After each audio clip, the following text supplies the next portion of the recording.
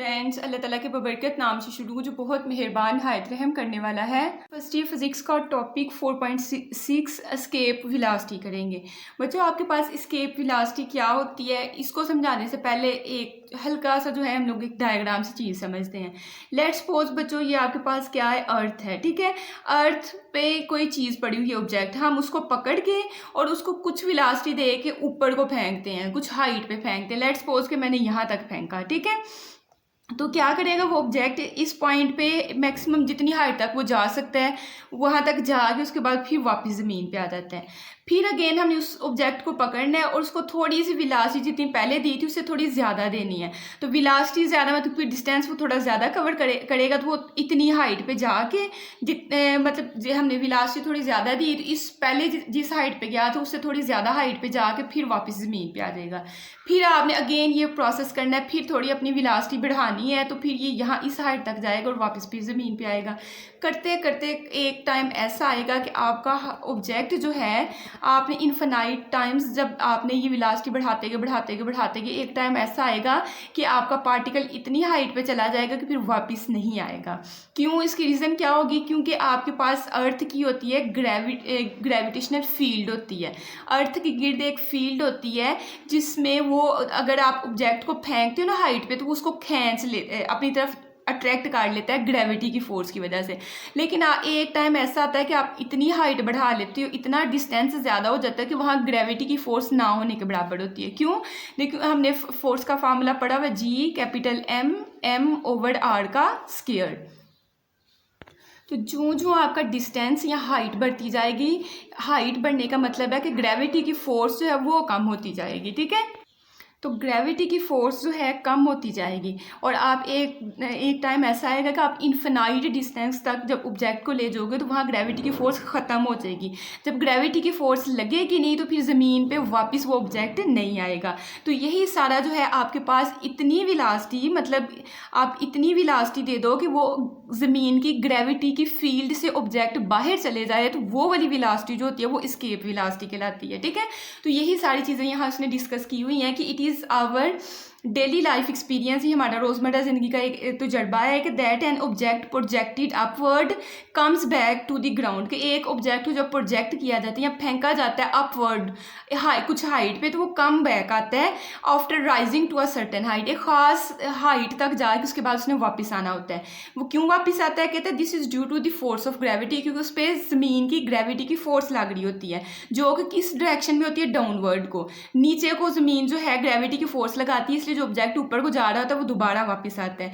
कहता है with increased initial velocity, आपने जो वेलोसिटी पहले दी थी अब उसको थोड़ा सा इंक्रीज कर लें, तो कहता है the object rises to the greater height, तो फिर ऑब्जेक्ट जो है ज़्यादा ऊंचाई पे जाएगा बिफोर कमिंग बैक, वापस आने से पहले। ठीक है, पहले जब आपके पास जिस हाइट पे गया तो उससे ग्रेटर हाइट पे जाएगा। क्यों? क्योंकि आपने वेलोसिटी जो इनिशियल वेलोसिटी बढ़ा दी है। ठीक है, if we go on increasing the initial velocity, हम लोग इनिशियल वेलोसिटी ऑब्जेक्ट की जो बढ़ाते जा रहे हैं, तो कहता है अ स्टेज, एक टाइम आएगा, अ स्टेज कम्स, एक वक्त आएगा when it will not return to the ground, कि वो आपके पास ऑब्जेक्ट ग्राउंड की तरफ वापस नहीं आएगा। उसकी रीज़न क्या होनी है? इट विल एस्केप, वो बाहर निकल जाता है फ्रॉम द इन्फ्लुएंस, असर किसके असर से? फोर्स ऑफ ग्रेविटी के असर से, ऑफ ग्रेविटी। तो कहता है कि एक वक्त आएगा कि वो एस्केप हो जाएगा, कहाँ से? ज़मीन की ग्रेविटी की फोर्स से। ठीक है, उससे बाहर निकल जाएगा। ये रीज़न होती है कि ऑब्जेक्ट वापस नहीं आता, वो स्पेस में जाके आपके पास, आपको पता है ना कि ऑब्जेक्ट जो है वो जो है रिटर्न, उन पर ग्रेविटी की फोर्स वहाँ नहीं लगती है। तो फिर एस्केप वेलोसिटी की जो आप डेफिनेशन करोगे वो यहाँ से स्टार्ट करोगे। ऊपर बस बातें वो आप लोग जो है याद नहीं करेंगे, बस ये समझने के लिए था। ठीक है, तो डेफिनेशन में क्या लिखेंगे? द इनिशियल वेलोसिटी, इब्तदाई वो वाली वेलोसिटी ऑफ एन ऑब्जेक्ट, किसी भी ऑब्जेक्ट की, विद विच, जिसके साथ इट गोज आउट, वो चला जाता है, of the earth's gravitational field, earth के ग्रेविटेशनल फील्ड से बाहर। तो हाँ, ये आपके पास क्या कहलाएगी? एस्केप वेलोसिटी कहलाएगी। ठीक है, तो वो वाली इब्तदाई वेलोसिटी जो हम किसी ऑब्जेक्ट को देते हैं कि वो अर्थ के ही ग्रेविटेशनल फील्ड से बाहर चला जाए, तो वो वेलोसिटी आपकी एस्केप वेलोसिटी कहलाती है। ठीक है, इसकी मैथमेटिकल डेरिवेशन जो है मैं पेज पे करवाऊंगी। तो नेक्स्ट आपने जो है किस तरह से करना है, हमने कहना है, ये देखें ये डायग्राम मैंने साथ बनाई हुई है। और पिछला जब हम लोगों ने टॉपिक किया था जिसमें हमने पढ़ा था एब्सोल्यूट पोटेंशियल एनर्जी, तो वहाँ हमने एब्सोल्यूट पोटेंशियल एनर्जी अर्थ की निकाली थी, वो हमारे पास आई थी -GMM/R आई थी। ठीक है, अब हमने क्या किया, हमने अर्थ, ये तो अर्थ पे थी ग्रेविटेशनल पोटेंशियल एनर्जी, और हमने ये भी चीज़ पढ़ी हुई है कि जो जो हम ज़मीन से मतलब कुछ हाइट पे चलते जाते हैं तो जो हमारे पास ग्रेविटेशनल पोटेंशियल एनर्जी वो इंक्रीज होती जाती है। यहाँ देखें माइनस का साइन का मतलब है कम है, इंक्रीज देखें अगर हम लोग मैथ्स में हमने पढ़ा हुआ है कि हमारे पास इस साइड पे नेगेटिव वैल्यूज होती हैं, फिर नेगेटिव जो जो हम लोग जीरो वाली साइड पे जाते हैं तो हमारे पास वैल्यू इंक्रीज होती जाती है। ठीक है, तो हमारे पास क्या है कि ग्रेविटी की फोर्स इंक्रीज हो रही है जो जो हाइट पे गए, हम इन्फिनाइट हाइट पे चले गए हैं। इन्फिनाइट हाइट पे आपको हमने कहा ग्रेविटी की वैल्यू जो है ना बढ़ गई या वो जीरो हो गई है, क्योंकि नेगेटिव से अगर आप नेगेटिव से हम लोग जो है, जैसे देखिए मेरे पास -4 है, उसके बाद -4 जो है बढ़ा होगा, करते करते जीरो बढ़ा है, माइनस वाली वैल्यू से जीरो आपका बढ़ा है। तो ग्रेविटी जो पोटेंशियल एनर्जी है उसमें चेंज आया है। ठीक है, अर्थ पे वो हमारे पास -GMM/R थी और इन्फिनाइट हाइट पे वो हमारे पास कितनी हो गई है, जीरो हो गई है। ठीक है, अब काइनेटिक एनर्जी क्या होगी, इनिशियली आपने कुछ ना कुछ वेलोसिटी देनी है ना, तो हमने कहा एस्केप वेलोसिटी में आपने इनिशियली इतनी वेलोसिटी देनी है कि वो पार्टिकल जो है अर्थ की ग्रेविटेशनल फील्ड से एस्केप कर जाए, बाहर निकल जाए। तो काइनेटिक एनर्जी का फार्मूला है ½ mv²। अब वेलोसिटी जो आपने इब्तदाई देनी है वो आपने एस्केप वेलोसिटी देनी है, फिर ही पार्टिकल जो है इन्फिनाइट हाइट तक जाएगा। तो काइनेटिक एनर्जी हमारे पास आ गई ½ mv एस्केप का स्केयर, और पोटेंशियल एनर्जी हमारे पास जो इब्तदाई थी वो चेंज होके आपके पास जीरो हो गई है। तो ये हमने पढ़ा हुआ है कि जो हम जब अर्थ पे कोई चीज़ हो तो उसमें मैक्सिमम जो होती है वो काइनेटिक एनर्जी होती है, लेकिन जो जो हाइट पे जाती है तो काइनेटिक एनर्जी कम हो जाती है, पोटेंशियल एनर्जी जो है हमारे पास मैक्सिमम हो जाती है। काइनेटिक एनर्जी चेंज होकर पोटेंशियल एनर्जी बन जाती है। क्यों? क्योंकि पोटेंशियल एनर्जी का फार्मूला होता है mgh, और पोटेंशियल एनर्जी हाइट पे डिपेंड करती है। तो जो जो हाइट बढ़ेगी तो काइनेटिक एनर्जी आपकी कम होती जाएगी और पोटेंशियल एनर्जी आपकी बढ़ती जाएगी। तो पोटेंशियल एनर्जी जो है हमारे पास मतलब हाइट पे जाते जाते हमने कहा काइनेटिक एनर्जी में लॉस होगा, और पोटेंशियल एनर्जी हमारे पास बढ़ती है ना तो गेन इन पोटेंशियल एनर्जी हो जाएगी। अब काइनेटिक एनर्जी हमने देखी हमारे पास ½ mv एस्केप का स्केयर है, तो उसकी जगह उसकी वैल्यू पुट कर दी।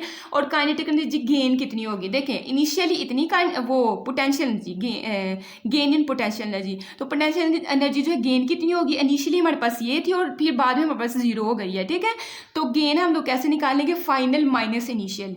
जितनी आपको गेन हो वो गेन कैसे निकाला जाता है, फाइनल वैल्यू में से इनिशियल को माइनस कर दो। तो फाइनल आप इसको पीई भी लिख सकते हो, लेकिन पीई से ज़्यादा बेस्ट है कि आप क्या लिखें, UF - UI। ठीक है, डायग्राम के हिसाब से।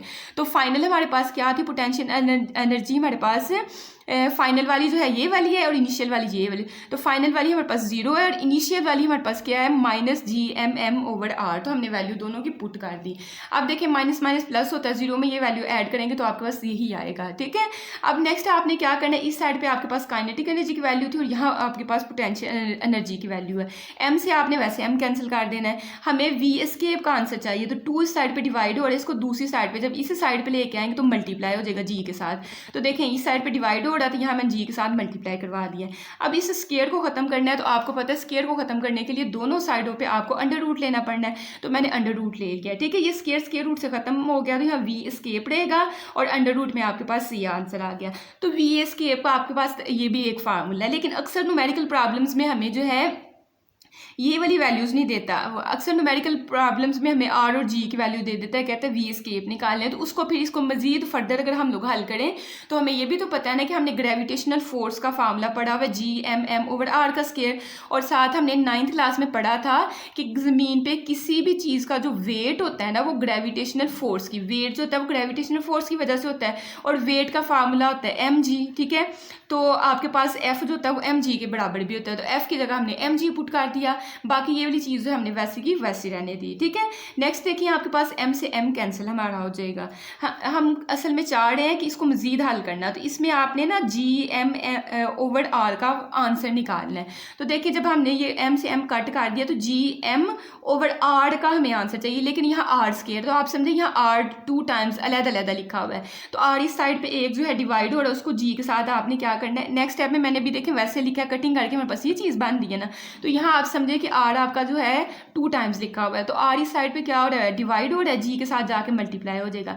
अब देखिए जी एम ओवर आर का हमें आंसर चाहिए था, ये जी एम ओवर आर का हमें आंसर चाहिए, तो वो आ गया हुआ है आर जी। तो यही जो आपके पास आर जी आंसर है, यहाँ इक्वेशन नंबर 1 में आपने पुट कर देना है। तो V escape is equal to 2 और जी एम ओवर आर की जगह आपने उसका आंसर पुट कर दिया, जो कि हमारे पास क्या है, आर जी आया है। ठीक है, तो नेक्स्ट हमें पता है कि आर हमारे पास रेडियस ऑफ अर्थ होता है और जी जो है होती है ग्रेविटेशनल फोर्स होती है, और रेडियस ऑफ अर्थ की वैल्यू हमने जुबानी याद 9th क्लास में की थी, वो हमारे पास होती है 6.4 मल्टीप्लाई 10 पावर 6 और जी की वैल्यू 9.8। तो ये दोनों वैल्यूज जो हैं आपने इस फार्मूले में पुट कर देनी है। पुट करेंगे तो आपके पास देखें, तो कैलकुलेटर पे आप इसको कैसे करेंगे देखिएगा, 2 मल्टीप्लाई 6.4 मल्टीप्लाई 10 पावर, कितनी 10 पावर लेनी है 6, 10 पावर 6 जो ही प्रेस करेंगे साथ आपने ये बटन प्रेस करना है ताकि आपका स्लैश साइड पे हो जाए।